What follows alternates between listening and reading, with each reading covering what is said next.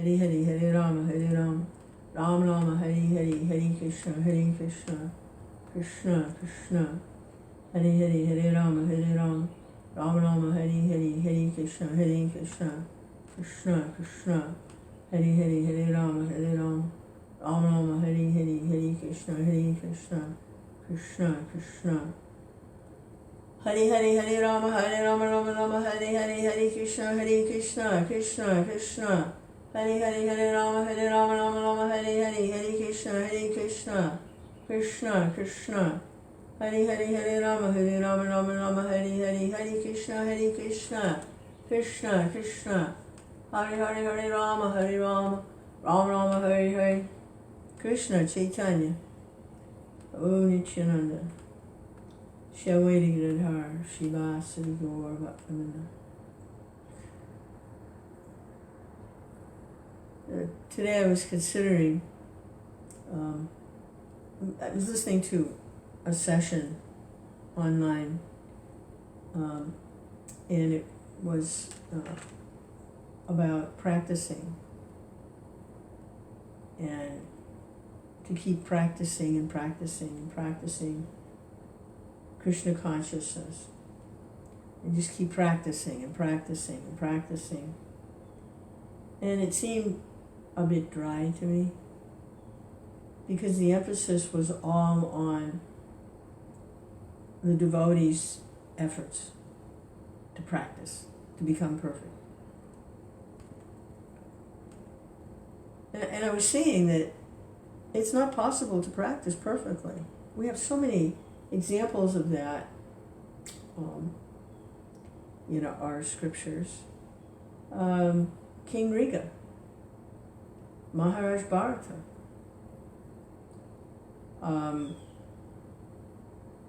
they were practicing, and because there was one slight little deviation, they didn't get the result.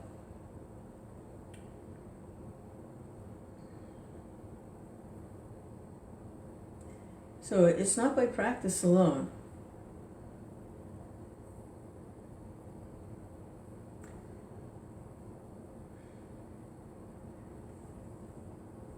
Like, you have different artists, okay? And when they're first learning how to paint, which brushes to use, how to mix the colors, how to sketch out the forms for the painting before actually applying the paint, what kind of lighting. There's all kinds of things. I'm not an artist, but there's many different factors that go into a painting. And so they're practicing, making a painting. You might have a room full of artists who are practicing, and they're all focused on the same subject, say a bowl of fruit. Okay, so they're all sketching a bowl of fruit. And all the different paintings are going to be different, because of the unique individual. And one of them may be recognized as having superior talent, that they're gifted. They have some special gift that makes what they produced something extra special. It has vibrancy, it has life, it has expression. It evokes a kind of feeling or emotion from anyone who sees it. So they're gifted like that. So just practicing, it doesn't make perfect. Because a person can chant Hare Krishna for hundreds of lifetimes. Hundreds. Who knows how many lifetimes, and not reach perfection. But they're practicing. So there's something else in there there's something else going on in there, and not just practicing some mechanical thing. There's something else going on Hare Krishna, Krishna Krishna, Hare Hare. Hare Rama, Ram, Hare Hare.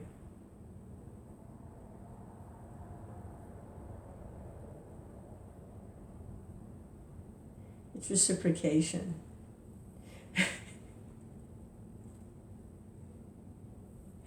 Hare Krishna, Krishna Krishna, Hare Hare, Hare Rama,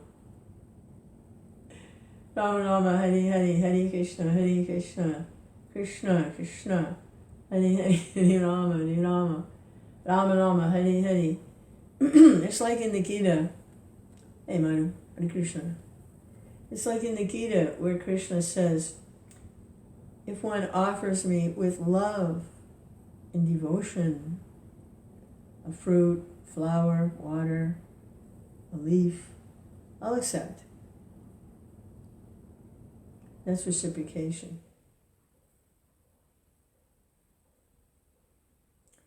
So it's love, it's taste, it's reciprocation. Hare Krishna, Krishna Krishna, Hare Hare. Hare Rama, Rama Rama, Hare Hare, Hare Krishna, Krishna. When Krishna is pleased with the devotee, then he reciprocates. Hare Krishna, Krishna Krishna. So it's not a matter simply of practicing. And it isn't practice makes perfect. No.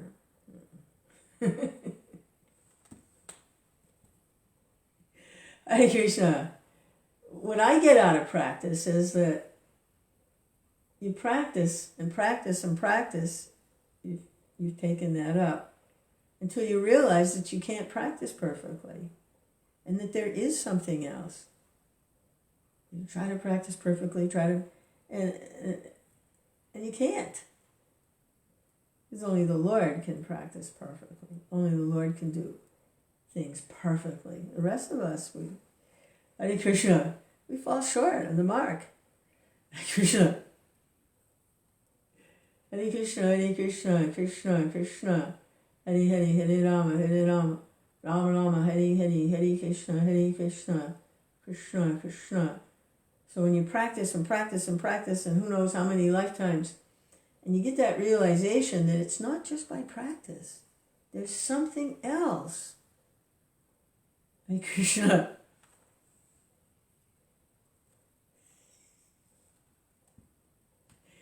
Hare Krishna, Krishna Krishna. Hare Hare, Hare Rama, Rama Rama, Hare Hare, Hare Krishna, Krishna Krishna. Hare Hare, Hare Rama, Rama Rama, Hare Hare. And so the session last night was all about practicing. And just keep practicing.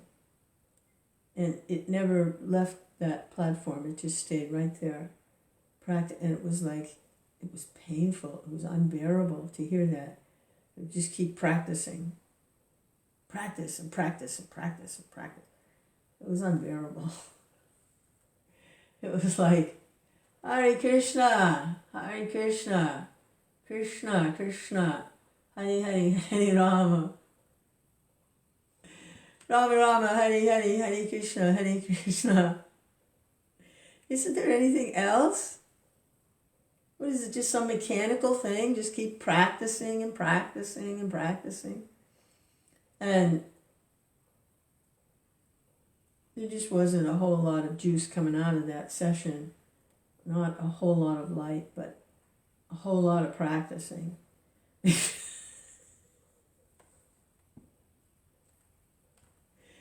So, Hare Krishna, Krishna Krishna, Hare Hare, Hare Rama, Rama Rama, Hare Hare, Hare Krishna. Then I was thinking about Chaitanya Mahaprabhu and why did he take sannyas?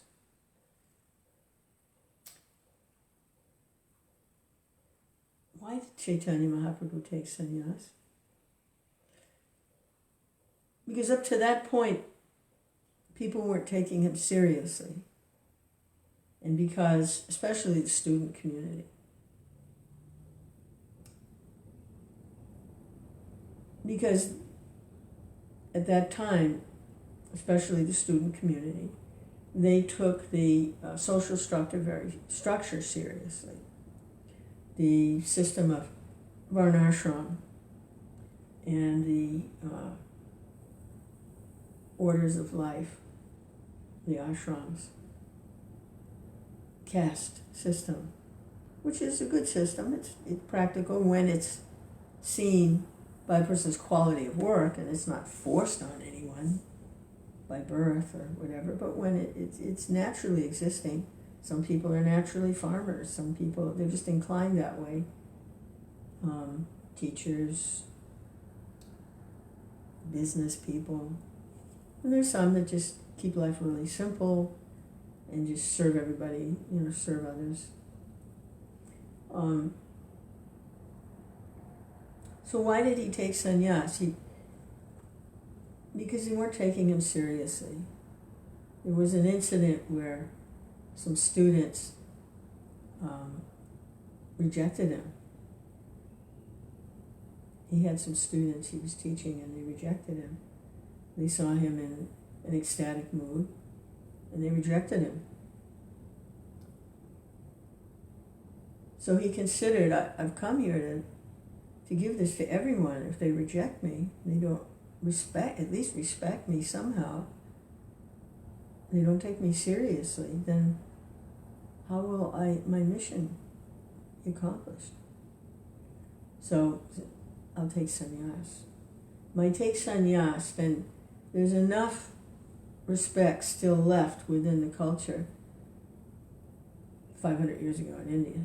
There's a remnant of it now, but it was pretty much up and running then. It wasn't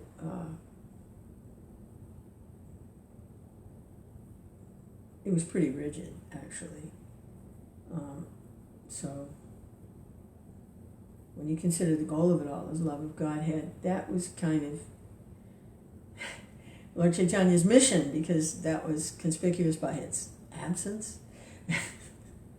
Ecstatic love of God. So if I take sannyas and I follow the rules and regulations of sannyas perfectly, then they'll take me seriously.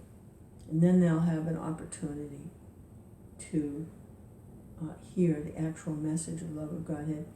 And we find that he used that in his meeting with Prakāsananda, in his meeting with Sarvabhauma. They took him seriously because he was a sannyasi. They didn't understand his ecstasies, but they at least respected that he was sannyasi, and they were able to hear from him, and then they understood. Then they had realization. So that's why he took sannyas. The example he set wasn't necessarily that everyone should take sannyas and practice. It wasn't. Actually, taking sannyas in Kali Yuga is actually forbidden in the Shastra. So why did Prabhupada give young men sannyas? So that they would be taken more seriously, just simply because they were outwardly appearing in that order of life and were practicing, so that they could hear something about Chaitanya Mahaprabhu and Krishna consciousness. So yeah, it's a good service. If you understand why there's sannyas in Chaitanya's movement.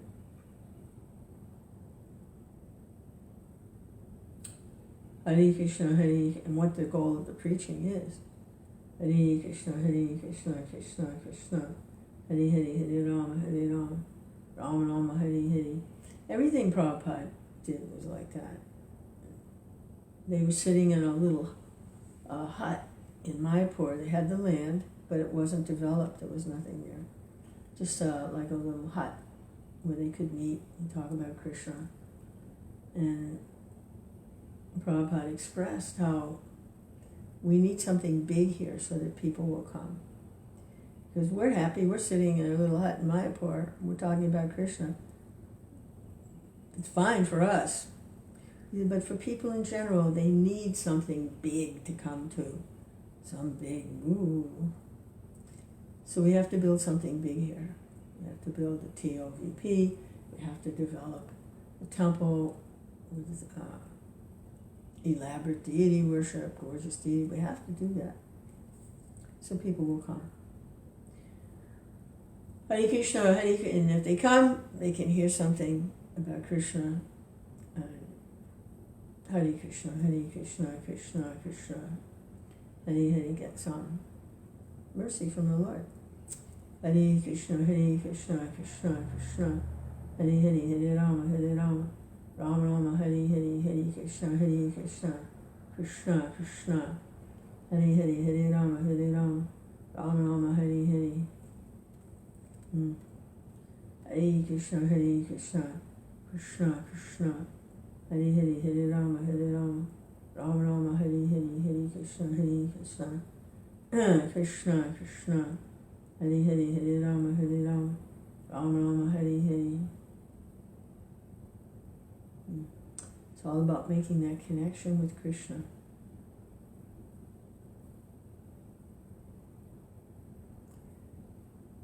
Kṛṣṇa.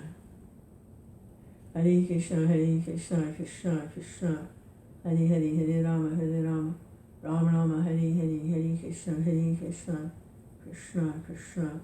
Hare Hare, Hare Rama, Hare Rama. Rama Rama, Hare Hare, Hare Kṛṣṇa, Hare Kṛṣṇa. Kṛṣṇa Chaitanya, Prabhu Nityananda, Shri Advaita Gadadhara, Srivasadi Gaura Bhaktivinoda.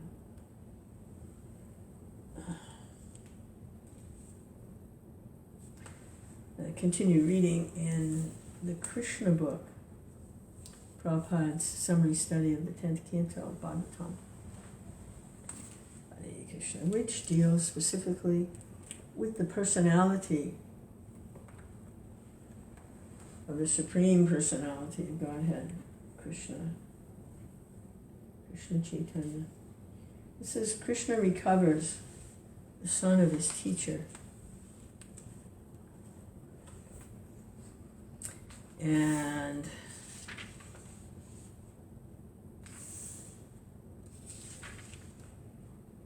since Kṛṣṇa did appear ultimately in a Kshatriya family, he received the Brahminical initiation, the Brahmin thread, and was sent to the Gurukul to be instructed by a spiritual master. And they learned all kinds of arts and sciences. It's quite a list. The first thing they learned was how to sing. Let's go back to the list of what they learned. It's really sweet. This is Kṛṣṇa and Balaram. These are Kshatriyas, okay? First of all, they learned how to sing, how to compose songs, and how to recognize different tunes. They learned the favorable and unfavorable accents and meters, how to sing different kinds of rhythms and melodies, and how to follow them by beating different kinds of drums. They learned how to dance with rhythm, melody, and different songs. They learned how to write dramas. They learned the various types of paintings, beginning from different village arts up to the highest perfectional stage. They also learned how to paint tilak on the face and make different kinds of dots on the forehead and cheeks. Then they learned the art of painting on the floor with liquid paste of rice and flour. Such paintings are very popular at auspicious ceremonies performed at household affairs or in the temple. They learned how to make a resting place with flowers and how to decorate clothing and leaves with colorful paintings. They also learned how to set different valuable jewels in ornaments. They learned the art of wringing water pots, Water pots are filled with water to a certain measurement, so that when one beats on the pots, different tunes are produced, and when the pots are beaten together, they produce a melodious sound. They also learned how to throw water in the rivers or the lakes while taking a bath among friends. Ringing water pots.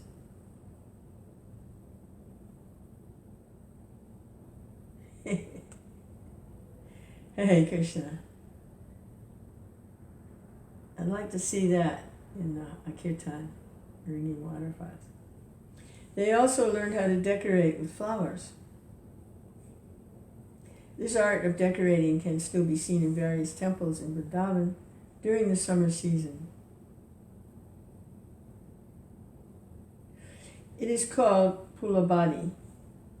The dais and throne, the walls and the ceiling are all fully decorated, and a small aromatic fountain of flowers is fixed in the center. Because of these floral decorations, the people, fatigued from the heat of summer season, become refreshed.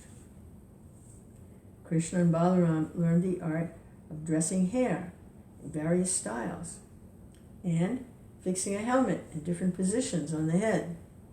Who knew that was an art? They also learned how to perform on the theatrical stage, how to decorate dramatic actors with flower ornaments over the ear, and how to sprinkle sandalwood pulp and water to produce a nice fragrance. They also learned the art of performing magical feats. Within the magical field, there is an art called Baharupi, by which a person dresses himself in such a way that when he approaches a friend, he cannot be recognized. They also learned how to make beverages which are required at various times. And they studied syrups and tastes and the effects of intoxication. They learned how to manipulate thin threads for dancing puppets, and they learned how to string wires on musical instruments, such as the veena, sitar, tampura, to produce melodious sounds. Then they learned puzzles and how to set and solve them. They learned the art of reading books, from which even a foolish student can very quickly learn to read the alphabet and comprehend writing. Then they learned how to rehearse and act out a drama. They also studied the art of solving crossword puzzles, filling up the missing space and making complete words. So these things are not Maya. They're arts in Krishna consciousness. They also learned how to draw pictographic literature. In some countries in the world, pictographic literature is still current. A story is represented by pictures. For instance, a man and a house are pictured to represent a man going home. Kṛṣṇa and Balaram also learned the art of architecture, how to construct residential buildings. Pictographic literature. Well, now we have cartoons. It's a kind of pictographic. They learned to recognize valuable jewels by studying the luster and the quality of their colors. Then they learned the art of setting jewels with gold and silver. They also learned how to study soil to find minerals. This study of soil is now a greatly specialized science, but formerly it was common knowledge, even for the ordinary man. They learned to study herbs and plants and to extract medicine from the elements. By studying the different species of plants, they learned how to crossbreed plants to get different types of fruits. They learned how to train and engage lambs and cocks in fighting for sporting purposes. They then learned how to teach parrots to speak and answer the questions of human beings.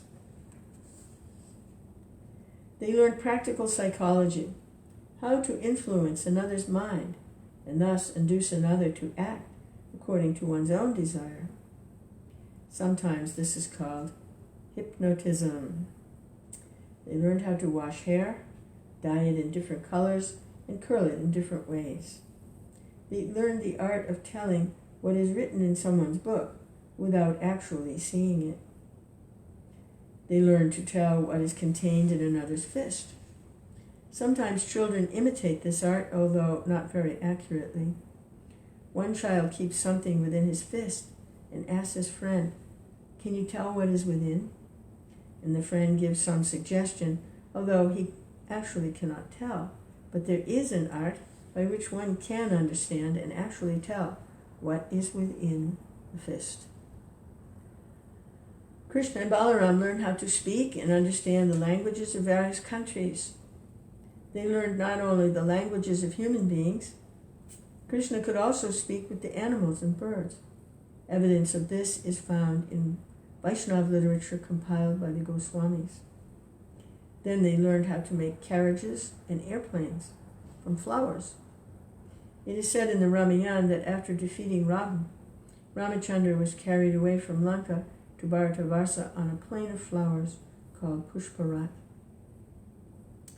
Kṛṣṇa then learned the art of foretelling events by seeing signs. An airplane made of flowers. Hare Kṛṣṇa. Kṛṣṇa Kṛṣṇa, Hare Hare. Kṛṣṇa. Kṛṣṇa then learned the art of foretelling events by seeing signs. In a book called Kṛṣṇa, the various types of signs and omens are described.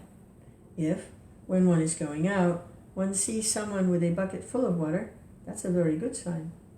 But if one sees someone with an empty bucket, it is not a very good sign. Similarly, if one sees cow's milk along with her calf, it is a good sign. The result of understanding these signs is that one can foretell events, and Kṛṣṇa learned the science. Kṛṣṇa also learned the art of composing matrika. A matrika is a crossword section with 3 letters in a line. Counting any 3 from any side, it will count 9. The matrikas are of different kinds and are for different purposes.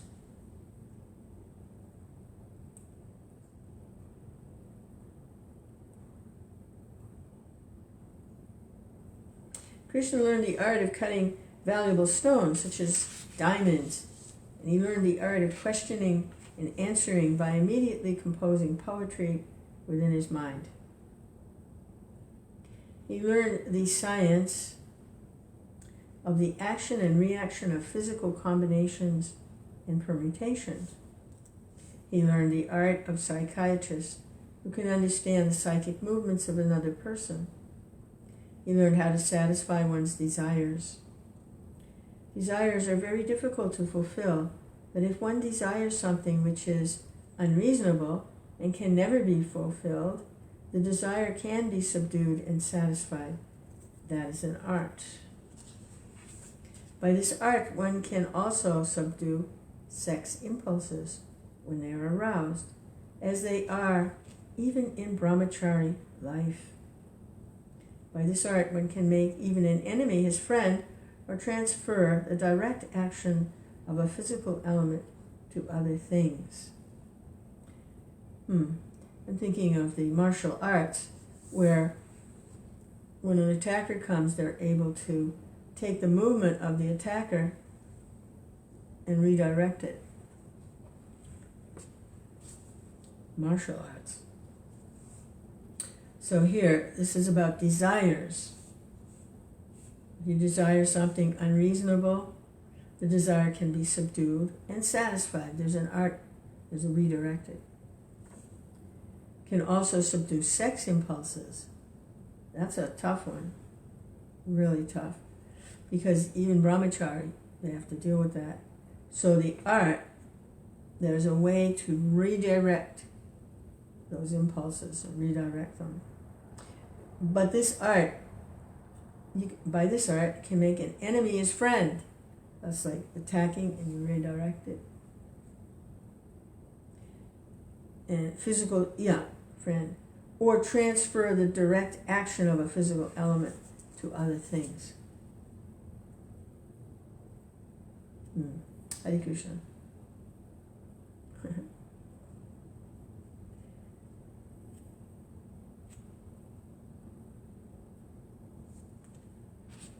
And the spiritual master does that with the disciples, the pure devotee. That's why he can accept so much service, because he's redirecting it. It's not accepting it for some illusory concept of himself. He's redirecting it to Krishna, so he can accept a big seat and get his feet washed and everybody singing his praises. He's just redirecting it. It's like Lord Krishna and Balaram, the reservoir of all knowledge of arts and sciences, exhibited their perfect understanding when they offered to serve their teacher by awarding him anything he desired. Okay, so they learned all these things. Now it's time for dakshin, to give something. This offering by this student to the teacher and spiritual master is called Guru Dakshin. It is essential that a student satisfy the teacher in return for any learning received, either material or spiritual. When Kṛṣṇa and Balaram offered their service in this way, the teacher, Sandipani Muni, thought it wise to ask them for something extraordinary, something which no common student could offer. He therefore consulted with his wife about what to ask from them. They had already seen the extraordinary potencies of Kṛṣṇa and Balaram and could understand that the two boys were the Supreme Personality of Godhead. They decided to ask for the return of their son, who had drowned in the ocean on the bank of Prabhakshetra. When Kṛṣṇa and Balaram heard that from their teacher about the death of his son on the bank of Prabhakshetra, they immediately started for the ocean on their chariot. Reaching the beach, they asked the controlling deity of the ocean to return the son of their teacher.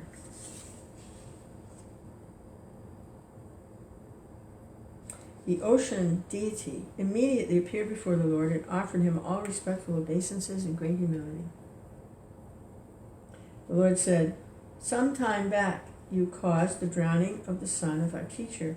I order you to return him." The ocean deity replied, "The boy was not actually taken by me, but was captured by a demon named Panchajan. This great demon generally remains deep in the water in the shape of a conch shell. The son of your teacher might be within the belly of the demon, having been devoured by him."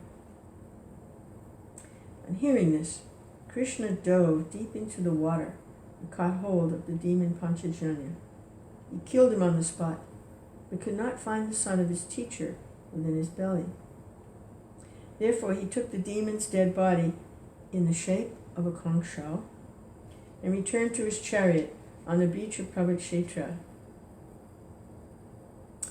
From there he started for Samyamani, the residence of Yamaraj, the superintendent of death. Samyamani, that's where Yamaraj resides, accompanied by his elder brother Balaram, who was also known as Halayuda.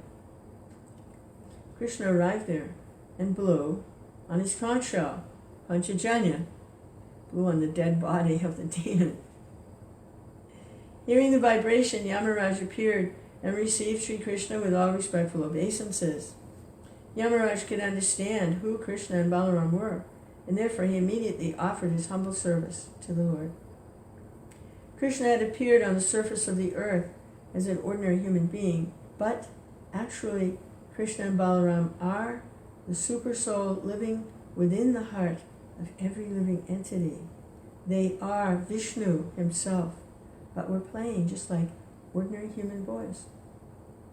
As Yamaraj offered his services to the Lord, Sri Kṛṣṇa asked him to return his teacher's son, who had come to him as a result of his work. "Considering my ruling as supreme," said Kṛṣṇa, "you should immediately return the son of my teacher." Yamaraj returned the boy to the Supreme Personality of Godhead, and Kṛṣṇa and Balaram brought him to his father. The brothers asked if their teacher had anything more to ask from them, but he replied, "My dear sons, you have done enough for me. I am now completely satisfied. What further want can there be for a man who has disciples like you? My dear boys, you can go home now. These glorious acts of yours will always be renowned all over the world. You are above all blessing, yet it is my duty to bless you. I give you the benediction that whatever you speak will remain as eternally fresh as the instruction of the Vedas. Your teaching will not only be honored within this universe or in this millennium, but in all places and ages, and remain increasingly new and important." Due to this benediction from his teacher, Lord Krishna's Bhagavad Gita is ever increasingly fresh and is not only renowned within this universe, but in other planets and in other universes also. Being ordered by their teacher, Kṛṣṇa and Balaram immediately returned home on their chariots. They arrived at great speeds like the wind and made sounds like the crashing of the clouds. As the residents of Mathura, who had not seen Kṛṣṇa and Balaram for a long time, were very pleased to see them again. They felt joyful, like a person who has regained his lost property. Thus ends the Bhaktivedanta purport of the 44th chapter of Kṛṣṇa. Kṛṣṇa recovers the son of his teacher.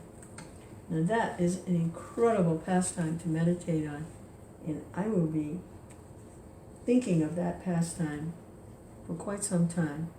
I know certainly all day today, and then I've come to expect that this particular pastime will be mentioned somewhere by someone else, and new lights will come out on understanding this pastime of recovering the son of the teacher. I expect it. It could be within a few hours, it could be within the next day or two, or maybe a week. But this happens all the time. And it's very specific. This particular pastime is a very specific pastime, and it's not discussed very much, usually. At least I don't hear people discussing it very much right now. But I expect there will be some new lights coming out of this. So the next chapter is Uddhava visits Vrindavan. And in that session with that group a few nights ago, a topic came up, a meeting online, a topic came up that feeling that devotee that you were accustomed to take shelter of, to inquire from, and to feel secure because you had their association one way or another.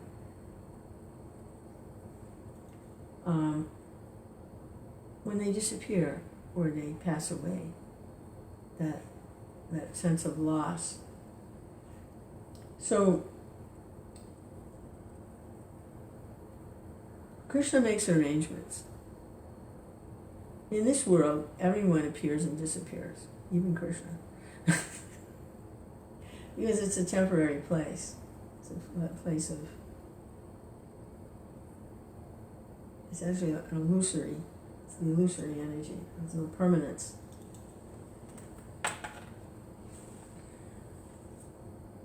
If people have riches, they can't hold on to it. If they have beauty, it goes. If they have physical strength, they lose it. If they have knowledge, eventually they develop some dementia and they can't access it. It's a temporary place. So, but Krishna's making arrangements. If there's some relationship with someone that is really feeding the hungry soul spiritual nourishment, spiritual. And that person is separated, they're gone. They're gone. Their physical body is gone. Kṛṣṇa makes other arrangements. He's always making arrangements for the devotees. Because what was coming through that person was actually Kṛṣṇa. So Kṛṣṇa can come through someone else. And he's always there to help his devotee.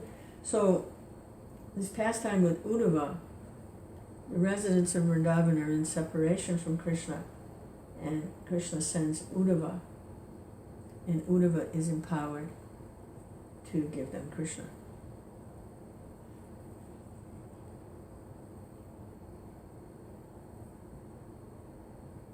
So that's coming up. Hare Kṛṣṇa. Hare Bol.